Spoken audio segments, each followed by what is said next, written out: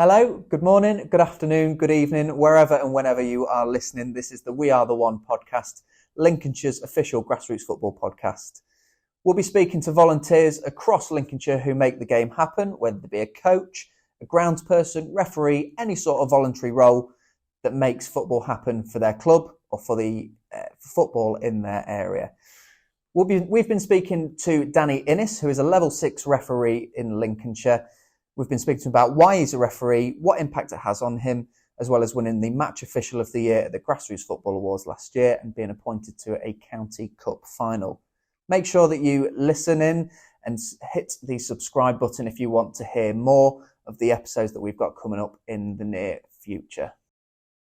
So, we're here with Danny Innes, Lincolnshire referee. What level referee are you, Danny? I'm only a 6. I didn't want to go any higher.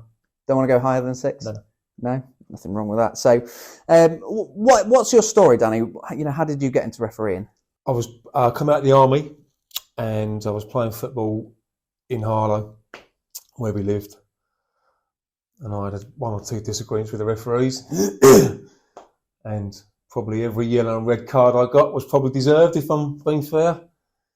And then one day, one of the refs said, "Dan, I think you'd be a half decent ref." So I was getting to the stage where I was getting frustrated playing football because, as you know, men's football is, half the people turn up a bit worse for wear on a Sunday morning. Saturdays was the better standing and probably still is, in all fairness.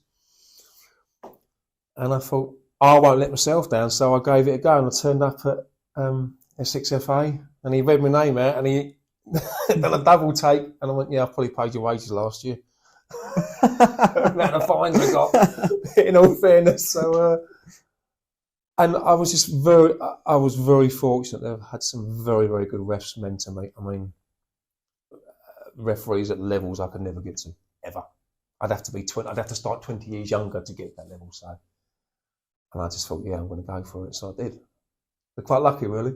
Very lucky, in all fairness. What is it about refereeing that you enjoy so much? I mean, what impact does that have on you in terms of the role that you have?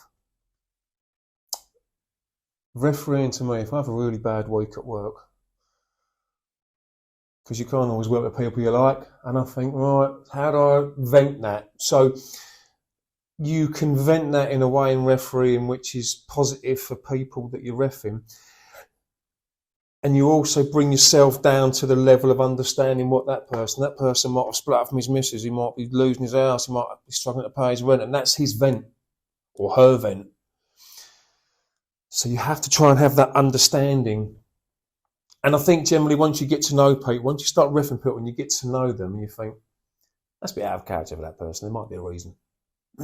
Still might have to deal with it some ways. There's different ways to deal with people. I know there's laws of the game, but I think you have to use common sense. And I think, unfortunately, the higher you go in reffing, I don't think sometimes common sense is allowed, which I think is detrimental to the game. But that's just my personal opinion. And the problem with the game is now it's under such scrutiny. You speak to people on a Sunday and a Saturday, and oh, look what happened, and you're like, yeah, but it's not the ref's fault. If the ref's told by someone in his ear, this is what he's got to do, that's what he's going to do. I do look at it sometimes and think, I cringe and I think, and I'm sure the refs does, but referees are humans. It's, refereeing is societal. So I'd like to think I try and gauge people. I'm a good people gauger. Excuse me. I understand that that's their 90 minutes or their 70 minutes or 80 minutes, whatever it is, I can get my frustrations out, I can get my anger out. So you have to view it. That's how I view it. That's what it was for me. I had 4 kids and a wife that was probably pulling her hair out and me being silly on a Saturday. So I just think I try to understand people's point of view.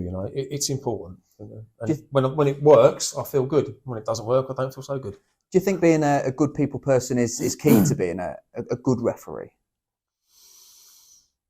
Definitely. Helps being tall. Excuse me. Excuse me. If you look at referees in football, Howard Webb was quite a big, imposing guy, and I think as footballers, you used to look at a ref and he'd turn up and you go, I I could take my chance here. And you look at some refs and go, I'm not so sure. And if you create, I'm not so sure, that's all you need. And I think as well how you address people, you know, one of the guys that mentored me was a guy called Keith Miller. Now, Keith Miller was a very successful referee in the 80s. And I think his highlight of his career, he was the linesman, Spain v Denmark in the Euros in 1984. So, an exceptional referee. And I remember rightly, Brian Clough had quite a few good words to say about him as well.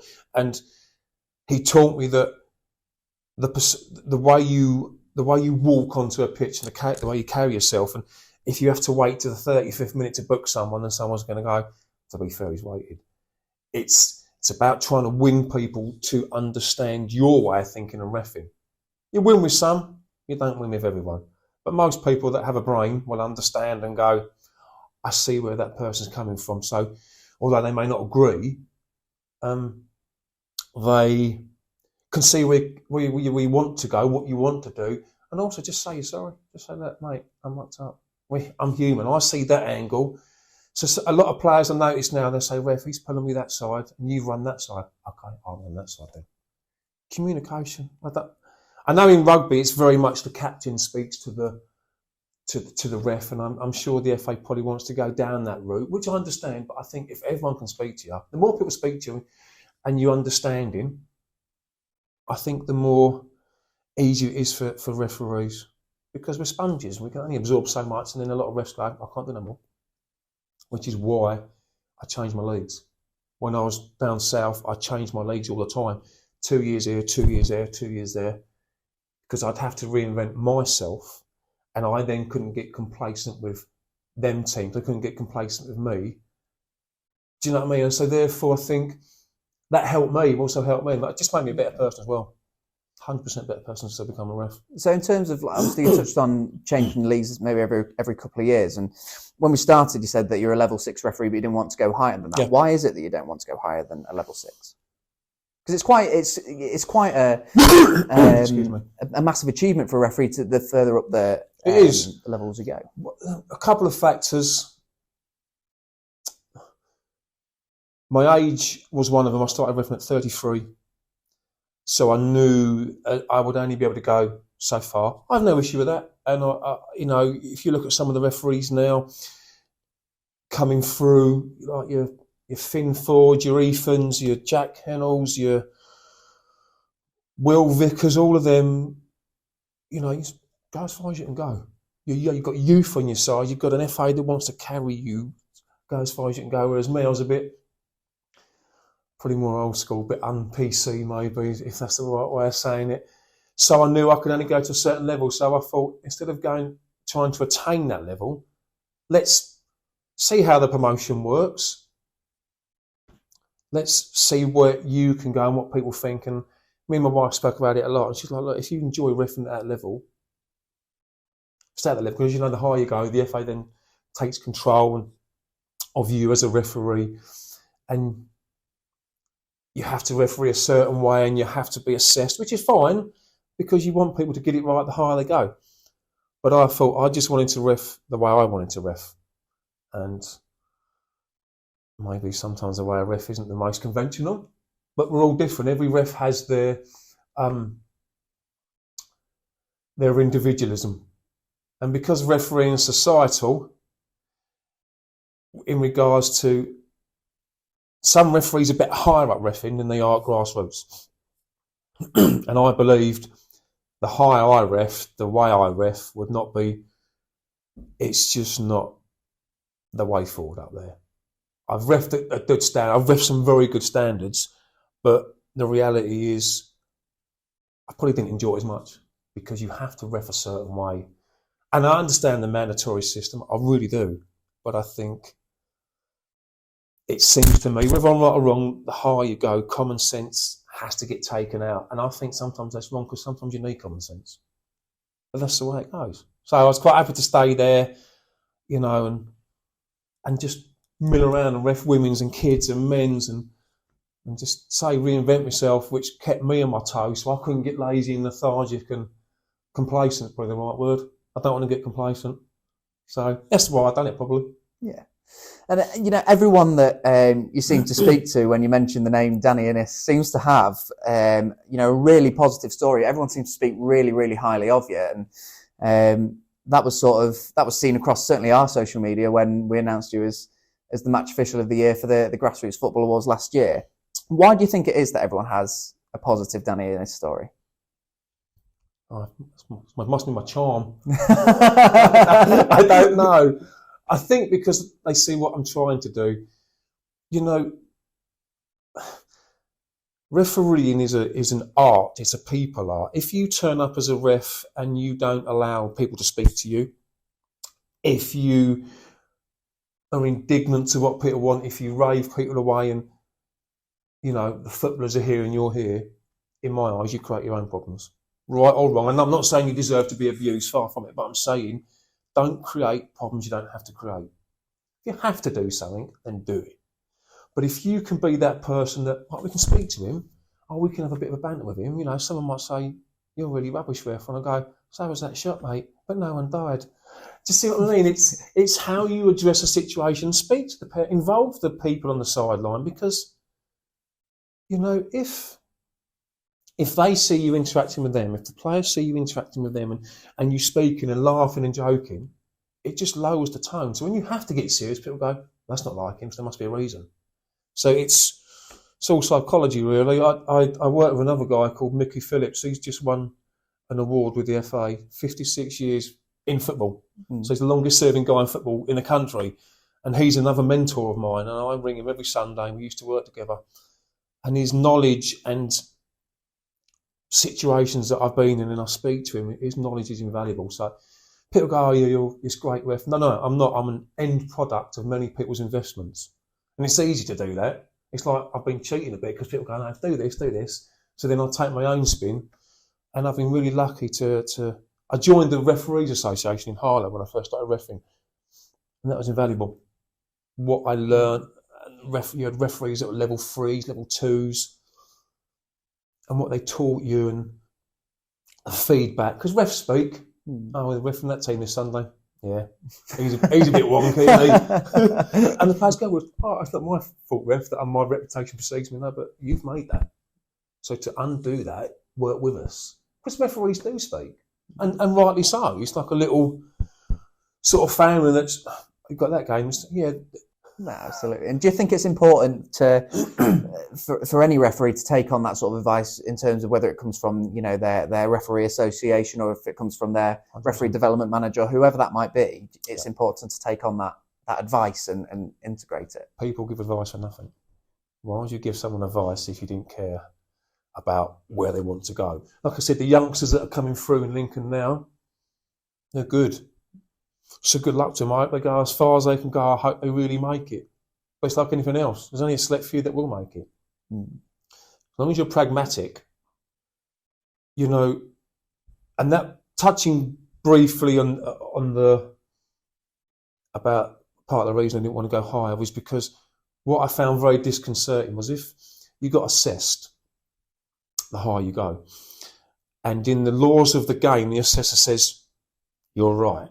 And the club marks were lower, it then makes it a lot of people know it makes it harder to progress. And I was like, well, I think in some ways the club marks are relevant, but if I'm right in law, I think that for me, I could never get my head around it. Maybe it's an age thing, maybe I'm too old in the tooth, I don't know. But to me, if I'm right in law, it's irrelevant what the club marks were, then I should be able to go higher. But I've seen referees that it's pulled them back and they just quit the game. And I thought they were better refs than me by an absolute 100 mile. So maybe that's something the FA addresses. I don't know. That's way beyond my pay grade and probably yours. In all fairness, I'd be tempted to agree with you there, Danny. In terms of the challenges that you face as referee, you've sort of touched on a couple there, but I mean, what are the main challenges that you face? To me, I think football's dying, and that's a big challenge. And that's not because the FA doesn't care and it's not investing, it's not trying to be all-encompassing.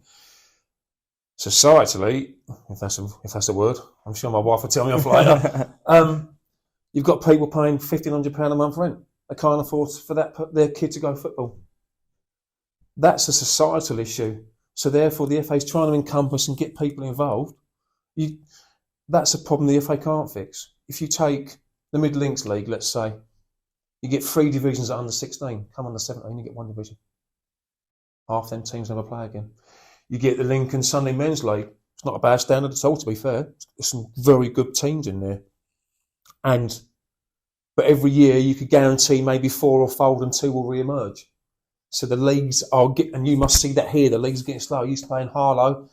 That was 9 divisions. It's now 2. Mm. So there's obviously something happening in society that people are working weekends, are working nights, need both parents to work. I've got a friend who lives in Branston. She's paying £1,300 a month to rent a house. So her husband stays at home because it's cheaper than having childcare. So that's what's happening. It's becoming so expensive, and clubs are trying to make it affordable. But even the best clubs can, it's not a bottomless pit, is it? No.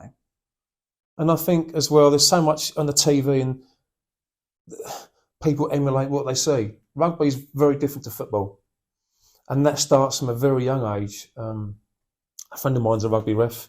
If you don't call him sir, you're done for 2 games. And they look at football and they think, they shake their head. There's many things that rugby do right, and I think that we're trying to do it right. But it's a big arse. You're not going to fix the problems overnight. No. I think we've moved forward in many respects. I really believe we've moved forward, but I think sometimes we're held back by political correctness. Can I say that when I get told off? That sometimes holds everything back. And as well, just the fact that it's naturally dying. And, if developers can grab that bit of land instead of being a football pitch, that's what developers will do. I used to ref a team in Waltham Abbey, and their pitch, I'm going back 10 years, their pitch was £100 a game. A game. Mm-hmm. And I was told by that council, if you don't use that pitch for a year, we're requisitioning it and we're going to build houses. You're fighting that. Luckily up here, there's so much farming. The pitches up here, I've never, they're just amazing. I'm so lucky to ref up here. Honestly, it's a blessing. They're so nice and there's so much space. Maybe that's why everyone's nicer. You've literally just touched on it there. What is the difference between reffing in Lincoln